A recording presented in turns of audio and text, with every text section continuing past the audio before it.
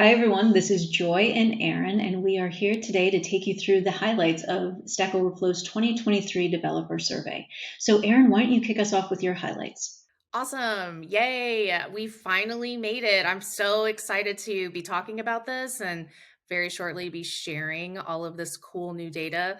I've been talking about the developer survey, I feel like, for the entire year of 2023. So it's finally here. I can't believe it. It's Christmas in Yay! June. Yay.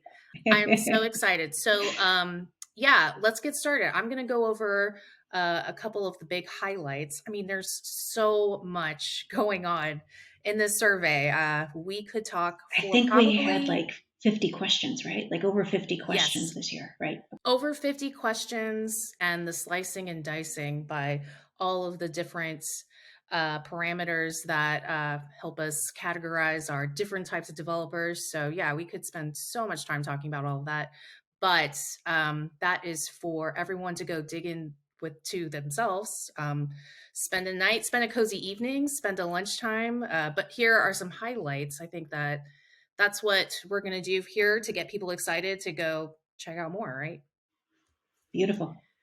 Um, okay, so up top, we're super excited. We definitely all of this information we've captured in our survey site under the methodology section, but just to reiterate how important, how big this survey is, we had 90,000 people come to our survey and fill it out. We're using approximately 89,000 of those responses to fill out the sort of data insights of the survey. Great sample size, but that's what we expect because we have a large community of developers and the people that we called on to come take the survey, we've sourced through our internal channels, such as our public site, stackoverflow.com, our blog, tons of great content there, and our email lists. We were super excited this year. I was as well because 90,000 is a big number. We've hit 90,000 before. Definitely, we've seen lots of large responses and this is available worldwide. But we saw a little bit of a dip during the pandemic, so it's great to see those hungry developers come back and spend a little time with us. I mean, we're asking them to fill out, like you said, a little over 50 questions. So it's a good chunk of time. All right, I'm going to dig in. I'm going to show a couple of snippets from our website here. Here we go. Let me share my screen. Do you like how I'm leaning in? Like I can show you, I can actually see your screen more. Tell me, Erin, what are you going to show us? This is good. All right, there we go. Um, Beautiful. the beautiful designs of our friend Dave, doing a great job over here. Love it. All right. So, some of the top things that I wanted to start off with is who filled out this survey. We have a lot of, where are you at? A lot of different developers here. The list goes on and on. Ooh, one of the things I wanted to call out is that we had a couple of new additions to our list. Thank you, Joy, for developer types this year. And coming in hot at 3% was one of them. Where are you? Our developer, Where's the 3%? oh, it was a little bit less than 3%, maybe. I don't see you. This is where Control F comes into our favor when you've got this much data. Yeah, it's so much. Um, Oh, well, there it is, developer advocate, all the way down. Is that what you're thinking about?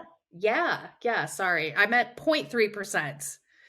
Um, 0.3%. You had all the developer advocates in the audience going, yes, we're taking over the world. And now they're going, well, we're close. We're close to taking over the world. they have made their first step. So it's an Yes. important first step for them. But excited to see them making a splash. Let's see, we wanted to talk about people coming back to the office. Okay, we're in the work section. Oh, nice.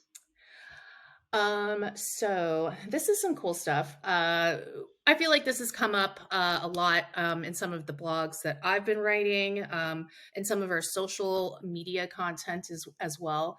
But a lot of our developer community has been comfortably working remotely.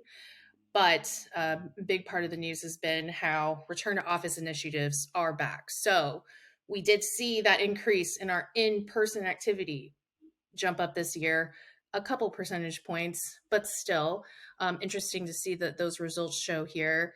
Other than that, pretty even split between hybrid and our remote workers. Again, I feel like that's an accurate reflection given that the developer job is perfectly suited for working away from an office.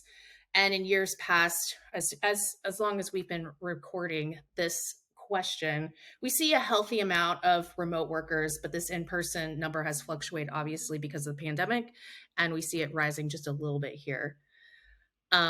Let's see, we have people coming from all over the world. Where are they coming from?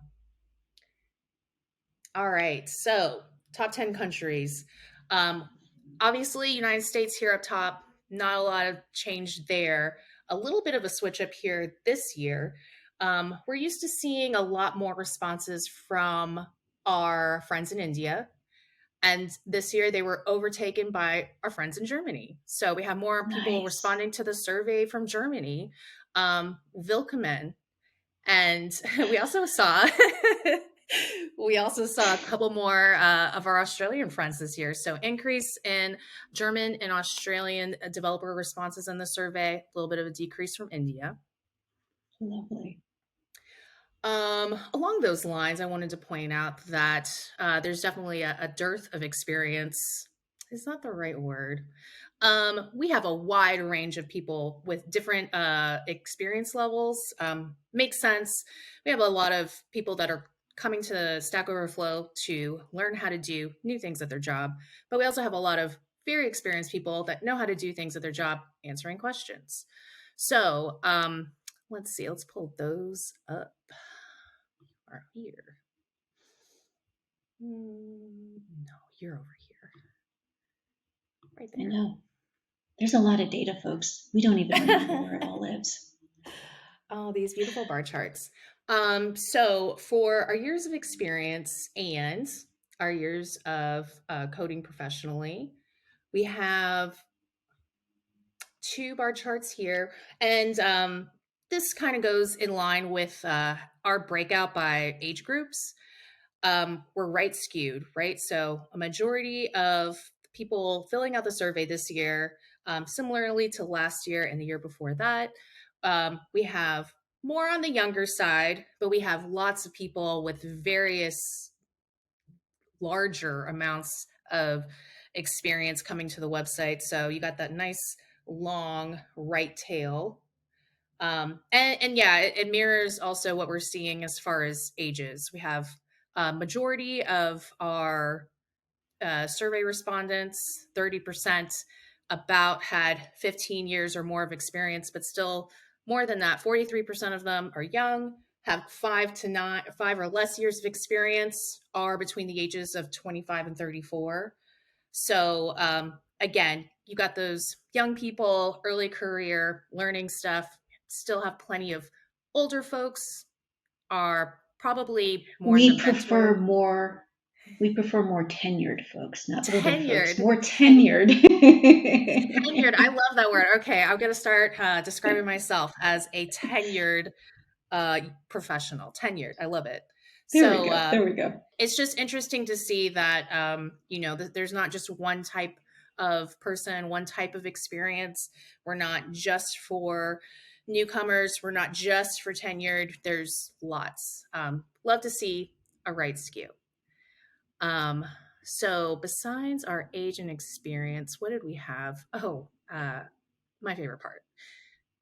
So we a little bit about who's coming to fill out the survey, and we got a lot of engagement from various countries, different countries coming up on the map. We're seeing a right skew here. What are they using? My favorite part. I love this part. This part's so cool. Whoa, whoa, whoa, whoa. Dermo, please. I present to you our top programming, scripting, and markup languages this year, 2023. Bam. JavaScript. Woohoo. 11 years, 12 years, 11 years strong. Well done, JavaScript. JavaScript is not making waves, but just sitting pretty on top of that throne of programmers. Like they are And a comfortable padding too. 10 percentage points comfortable. is very, very comfortable. Really good. Go on, you. But in our top programming languages here, what the shakeup we saw was Python moving up on the list. So last Nice. year, Python came in fourth as far as top five languages go.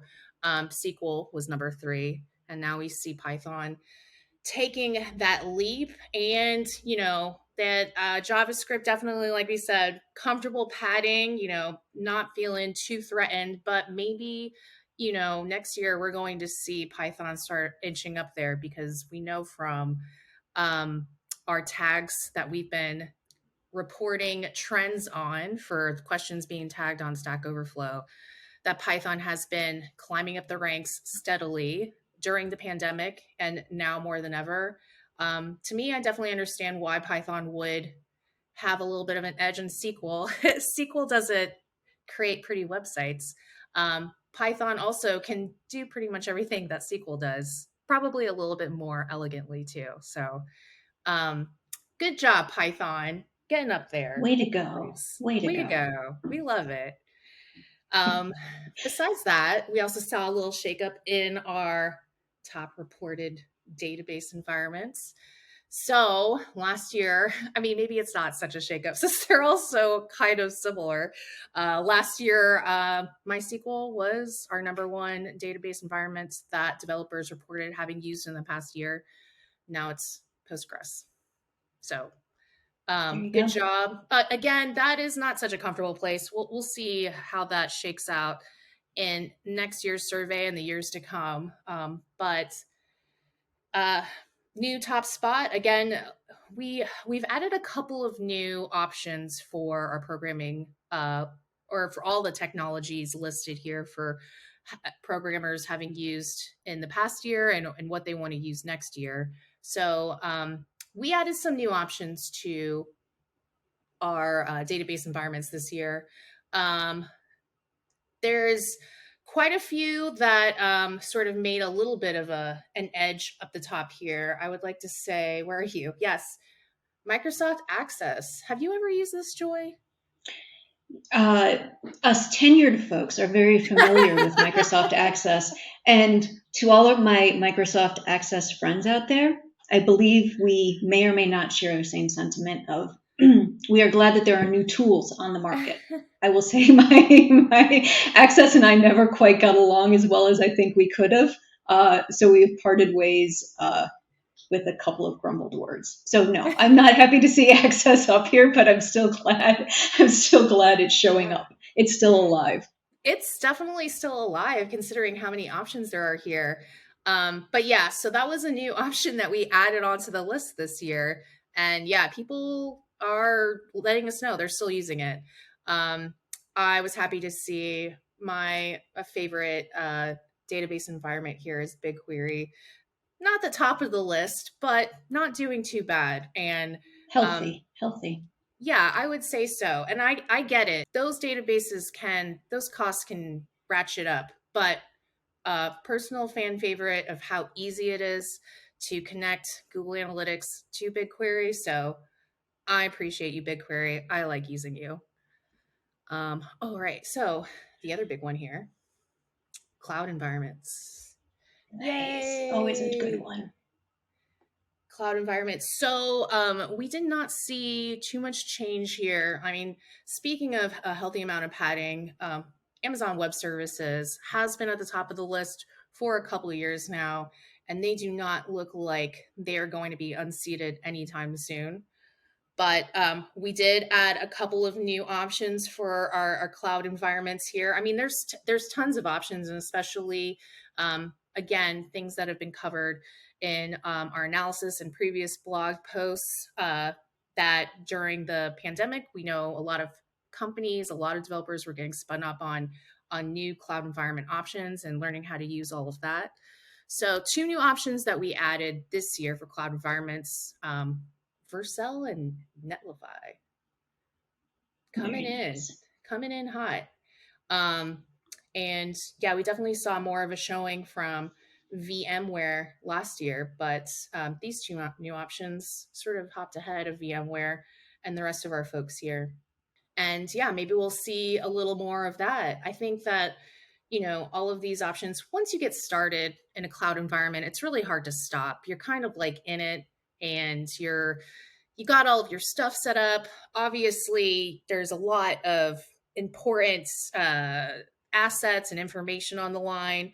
It's not like a fickle decision choosing a cloud environment for your business, your personal uses, any of that. So I don't know how much we're going to see this list change up. It makes sense to me that uh, our top three kind of stay consistent year to year because you're in there. You got all your stuff there. You're good to go. You're ready Um, to go. you're ready to go. And you're in the cloud. It's great. So, love this segue here. Speaking of being in the cloud and being ready to go, um, we have a new section this year, Joy. Joy, I don't know if you remember, but when I was being interviewed for this position, this was part of the interview. Uh, we were Yes, yes. we You were were you talking were about judged on this. yes. And so this is a really big deal for me. We added a new section to our technology portion of the dev survey to sort of help explain and visualize the so what about technologies that developers have been using and want to use. So we have replaced a previous visualization in and then sort of taken out a little bit of uh, the assumed sentiment, let's say, for this section in terms of, you know, if you want to use this, does it mean like how much do you want to use it? If you have been using it, does it mean you really want to use it? And so forth. So, as I have dubbed the admired and desired metric, we have this beautiful dumbbell chart.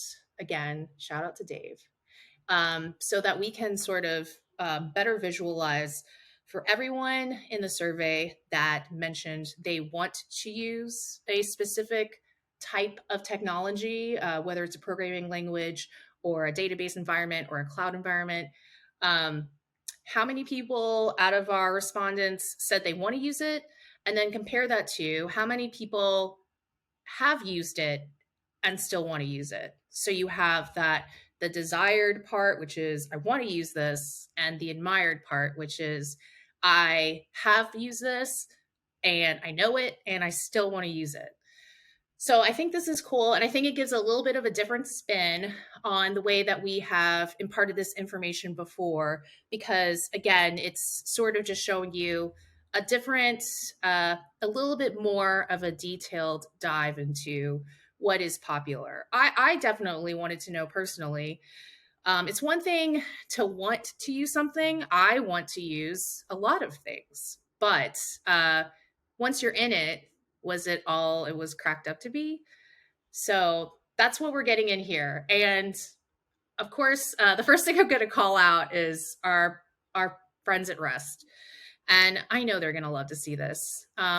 Rust has over the years been consistently voted one of the most wanted to use programming languages, and now we get to see on top of that it is also the most admired programming language on the list today, definitely coming in at well above 80% of Rust users in the past year that have used it want to continue using it. That's light years ahead of some of our other technologies out here, which is really fun. I think that again, not to pour salt in the wounds, it's interesting to see of all of our sort of like programming languages that are lower on the list as far as people that want to use it and then people that want to continue using it. But since some of these numbers can be so small, again, there's a lot of programming languages out there. Uh, COBOL, I definitely have heard of COBOL, but I don't know much about it. So maybe because it's an older programming language, it's used with more, what's a good word for tenured technology? Legacy Legacy, yes, technology. that's it. This is marketing in action right now. How do you call something without insulting it? Exactly. That's I'm not trying to no shade to COBOL. I just know in conversations that I've heard reference COBOL, it hasn't been like something fun and cool and new. It's usually like the DMV or something like that. Definitely Exactly. important, definitely important. But now we get an extra view. So there was, it's a smaller percentage of people that want to start using it, but there's a decent amount of people, we'd say 1 in 5 COBOL developers want to continue using it. It's just a Very great way to nice. sort of set a baseline and compare these a little bit more. I think this is actually, it gives you a little bit more insight into whether you want to pursue any of these programming languages on your own as far as learning or finding if you're looking for a new position and you see that this is part of the requirements for a position and so you want to get studied up on it.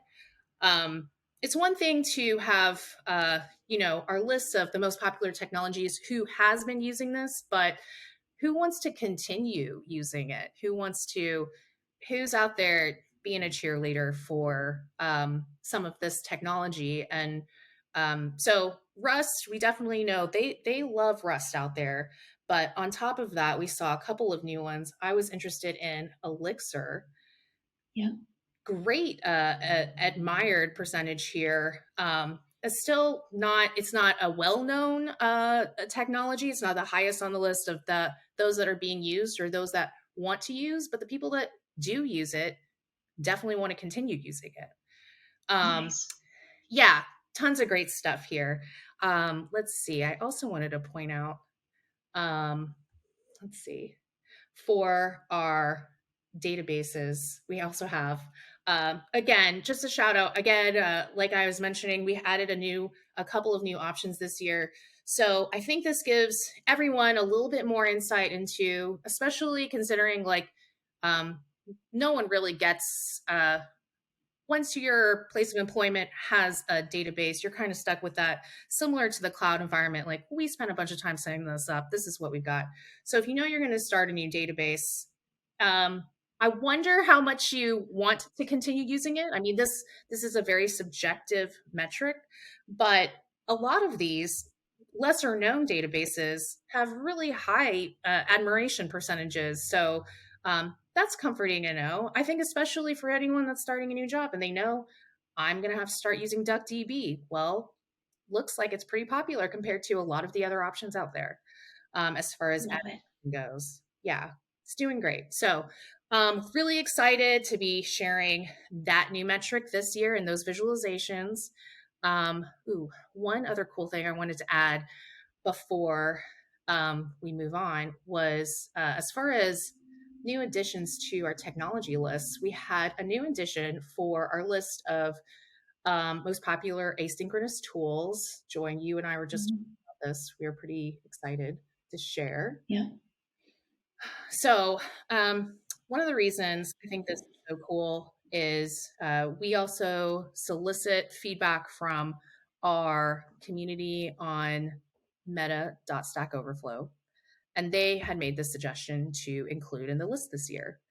Um, so sometimes you don't know if it's sort of someone's baby, someone's pet, that they just want to see it on the list and it's not really going to resonate with everyone out there, all 90,000 developers that answered the survey. But Markdown file, as a popular asynchronous tool, came in at top three of the list. Old school, bare bone, Really. very it's something I definitely would expect developers would suggest as a async tool to use. But yeah, everyone loud and clear, they like seeing the Markdown files. Can I make this may or may not make it into the final cut, but this reminds me of when you buy a pet a toy, and right, like the toys are all these fancy tools here, and the pet wants to play with the bag or the box, and Markdown is the bag or the box. Like what you're giving me Yes. is really cool, except I want to play with the bag or the box. And so, way to go, Markdown. You are an excellent thing to have. I don't know if that's going to make it in or not, but that's what Joy. it reminded me of. Yeah, I love that.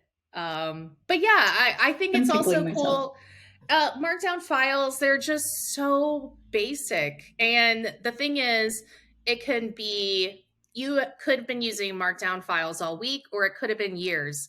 Once you open them up, it's so simple. So yeah, I get it. It definitely is just like that no frills, not meant to be a tool type of tool. And here it is. So Love it. great suggestion from the meta community. Thank you, developers, for letting us know. I thought that was so. Yeah, there's a lot of new stuff this year, and besides Markdown files coming in hot, we also have an entire section added for AI. AI is has been the talk of the town. We've been talking about it a lot on the blog at Stack Overflow, and now we have some data coming straight from our developer community that we're able to share. And I am going to let you talk about this, Joy, because I know you have a lot to say about it. I have such fun to say about that. All right, let's dive in here. Okay, so when we're thinking about what we wanted to learn this year, really was understanding how folks are viewing AI-assisted tools, and then really digging into, do they trust them? What are they looking to help them do? All of these new things. So one thing before I get started into the data here, I want to point out this new section. So we have launched Stack Overflow Labs, and Stack Overflow Labs is really the way to keep up with all of the new things that Stack Overflow is experimenting with, looking into. It's really our kind of hub of all this stuff in the next evolution of Stack Overflow. And as part of this, we're actually publishing a deep dive on all these AI metrics. So we're looking at them not only on professional developers and learning to code, but also based on developer type, based on whether they're an independent contributor or individual contributor versus a people manager, based on country, really, so you can kind of get your hands in to see kind of what developers are thinking of. So that's pretty cool. Check that out. It'll be linked here in the video. Awesome. Okay, so let's talk about who's actually using develop or AI tools in their development process. So the good news is the vast majority are either using them now or they plan to. So there's a 70+%, depending on how you slice the data, are using those tools right now, or they plan to. So it shows that there's this desire to get their hands on them, right? Developers are wanting to play with these tools or use these tools as part of their work process. Now, when it comes to being their perception of these and using these as part of their workflow, this is where we start to get interesting with our data points. And I'm going to scoot this out of the way so I can see what the differences are in my notes. So vast majority of folks are favorable, right? That's great. That's wonderful that we see this. But what we started to see when we started looking at it by developer type is we start to see some skeptics, or people are leaning a little bit more towards unfavorable perceptions of this. And I'm going to ask you a question, Erin. Do you have a guess for which developer types are a little bit less favorable towards AI? Yeah, I have a guess. Hit me. My guess is site reliability engineers are less favorable. I feel like they know that there's problems when people rely on AI to get things accomplished. Genius. Yes. Our SREs and no surprise to anyone else, security professionals are leaning towards more unfavorable, right? Makes Like, sense. right, if you know the risks and then you see tools that can introduce risks, you kind of have a perception of that, which it makes sense, right? So logic, right? Logic is a good thing in this. All right, so when we start looking at what folks are using in as part of this, oh, I actually skipped that. Let's talk about the benefits, what folks are seeing as benefits of AI. So again, really, we're looking at two major benefits that folks are seeing: increasing their productivity, and then speeding up learning and gaining greater efficiency are tied for two. Those are the biggest things that folks are looking at right now. And here's the interesting thing. Here's where my brain started noodling, and I'm moving screens around so I can both see Erin, see my notes, and see the results at the same time. One screen, it's hard to do. Okay, follow my logic process here, right? So accuracy in coding isn't something that folks believe is a benefit of AI, and yet they also believe that it will increase their productivity, speed up learning, and give them greater efficiency. Doesn't quite work when I'm sitting here sniffing, going like, how is this going to pass the sniff test? So I'm going to propose something, Erin. Tell me if I've got something. So accuracy isn't necessarily expected right now, but that's okay, because if it gets you a first draft, if it gets you close to what you need, that's what folks were more interested in. Did that pass the sniff test about why these two things are in diametric opposition? Yeah, I definitely think that's right. I think the what I hear is that these AI tools are a great way to start, whether you're starting a draft or maybe starting the idea of, yeah, starting your app or starting a big chunk of code. It's not going to be perfect, but it's a great tool to get started, to get something going, get the ball rolling. That's what I was thinking. Okay. So then we lead into the accuracy and whether or not people actually trust the output of AI tools. So, what's interesting about this one, right? So, when we look at this right now, the number of folks that really highly trust AI tools, it's low. There's a good amount of folks who are kind of somewhat trusting. Um, the interesting thing with this is no matter how we slice or dice the data, this this kind of always plays out. There's not a lot of folks that have high trust. There's not a lot of folks that have a lot of low trust either, right? But what we are looking at is, when we look at this based on professional developers, and again, that's in the deep dive site that we have, or those folks that are working, so professional developers, or those folks working on more complex challenges, right? So you're thinking your back-end engineers, you're thinking about your embedded application engineers, you're thinking even about those folks that are database administrators, right? Like the folks that really have their hands in all of the things. They are actually leaning towards not trusting it as much. And I think that, again, speaks to your point, Erin, about this first draft and it being okay as a first draft. But after it gets past that complexity point, wherever that cliff is, people are like, yeah, it really can't do that. So they're skeptical, very skeptical about this. I don't know if anyone else has an equivalent. I'm sure they do, but Joy, you and I have a counterpart on our team who loves to poke holes in our AI chatbot friends. And so I think Ernie gets a shout out here. Ernie likes to see these results. They resonate with him. He knows that there are very few people that highly trust the accuracy of these tools. The next thing that we'll talk about is how folks see their development workflow changing depending on their different tasks, right? So really, a lot of folks are looking at the way that they write code as being different or very different in a year based on AI assisted tools.